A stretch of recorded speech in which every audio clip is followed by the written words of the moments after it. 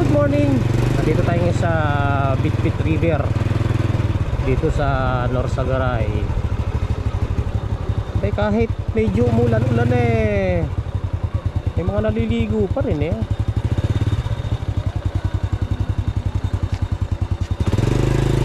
Bawal tumalon. Bawal tumalon pala. Bawal tumalon. Eh, kahit di mo na pagbawalan, buti kung natatalong ka ba dyan. Taas niyan. Grabe taas niyan. Siguro nasa 200 feet yata to. O more than. Nakakaliw, nakakalula yung taas eh. Ay, fear of height. Fear of height.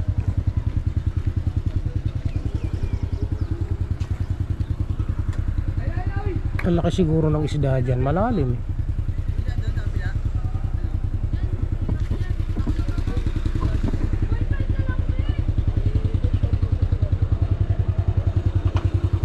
Ganda sana pumunta dyan kasi may entrance. Papasok ka lang, singiling ka ng 20 yata 3.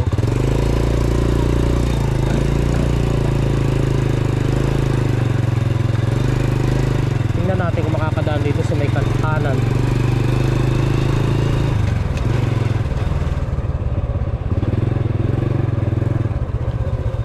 Tingnan natin kung walang entrance dito.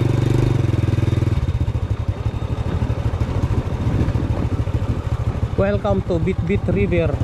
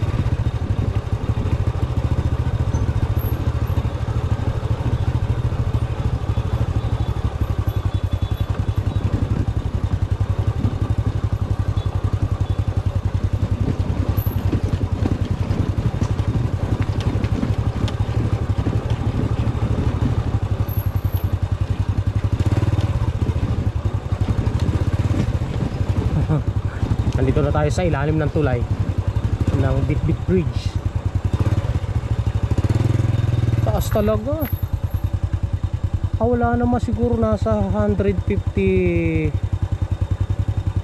nasa 100 ano to, 50 feet. Oo, 200 nga siguro. Nasa 200 feet nga siguro to. Taas din.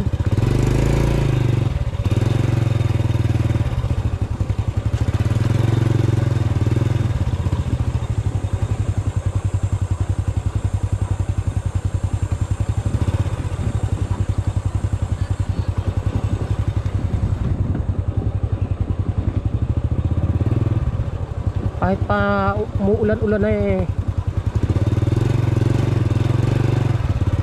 may mga naliligo pa rin.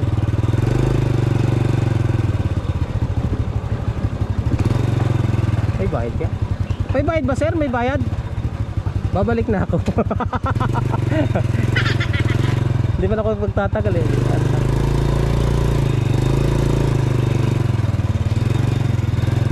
May bayad niya. Sa kabila may bayad rin eh. Di pa tayo maliligo eh. Pasyal lang eh, pasyal.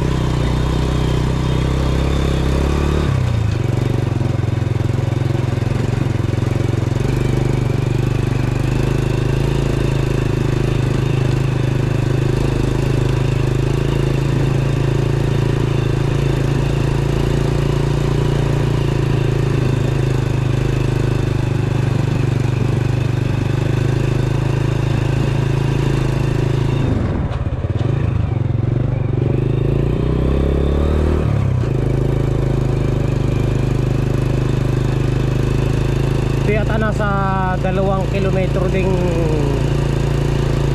Haunay.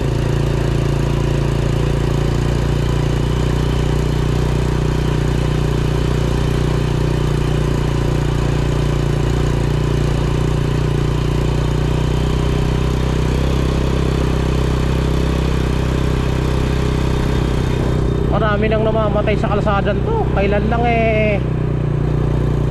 yung 3 mag-iina nasuro ng owner dyan sa may taas dyan. Naglalakad lang palusong. Banda dito sila kaya yung paparating na owner na nawala ng preno, hindi nila alam na sasalpukin sila dahil nakatalikod sila Kaya mas the best kung papalusong ka, dito ka sa right side, nakikita mo yung sasakyan na dumadaan sa right side. Pag nasa kaliwa ka, papalusong ka, yung mga lumulusong din na mga sasakyan galing itaas, hindi mo nakikita kasi nakatalikod ka nakakapang lumo. Baliktad yung yung owner may mga sakay pa naman na bata. Dito yata banday dito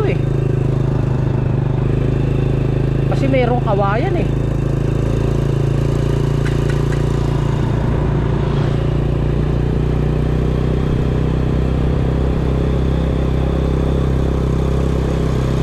sandali lang talaga ang buhay pagka oras mo na.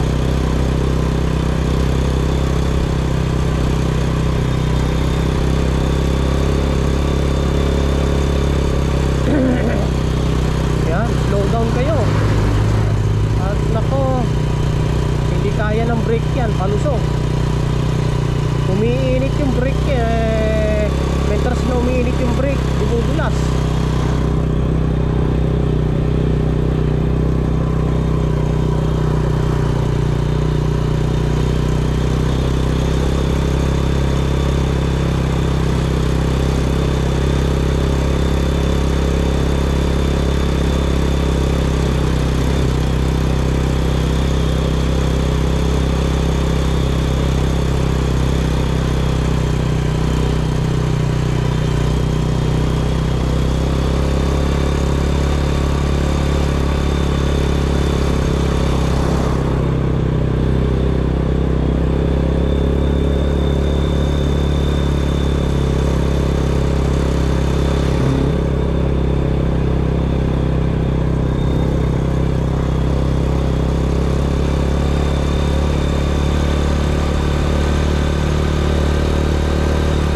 Doon nga sa tinuro ko, doon nadali yung mag-iina, yung may kawayan.